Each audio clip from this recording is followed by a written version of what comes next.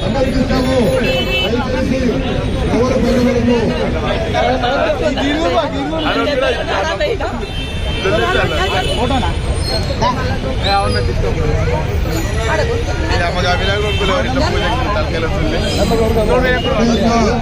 దయచేసి ఎవరు ప్రజలకు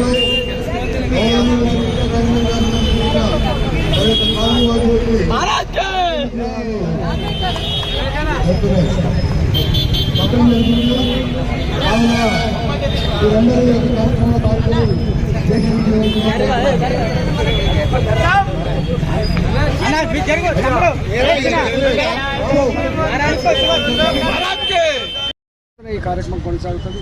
దీంట్లో రామ్ ప్రదీప్ గారు, మా నాయకులు వెంకన్న గారు, మా ఇతర నాయకులంతా కూడా ప్రకృతిని కాపాడుకుందాం, మట్టి విగ్రహాలనే పూజించుకుందామని చెప్పి ఇవాళ కొన్ని వందల సంఖ్యలో ఈ మట్టి విగ్రహాలను తయారు చేయించి ఇవాళ భక్తులందరికీ కూడా ప్రతి ఇంటికి పంచడం జరిగింది. ఈ సందర్భంగా వారికి అభినందనలు. ప్రజలు కూడా ఇవాళ మన పండుగలన్నీ కూడా ప్రకృతిని పూజించే పండుగలు కాబట్టి ప్రకృతి విధ్వంసం అనేది మనం చేసుకునేది కాదు. కాబట్టి ఇవాళ ఈ రంగులతో ఇతర పొల్యూషన్తో మన చెరువులని మన వాగుల్ని పొల్యూట్ చేసుకునే కంటే మట్టి విగ్రహాలనే ప్రతిష్ఠించుకుందాం, మట్టి విగ్రహాలనే పూజించుకుందామని చెప్పి ఈ సందర్భంగా తెలియజేస్తాం.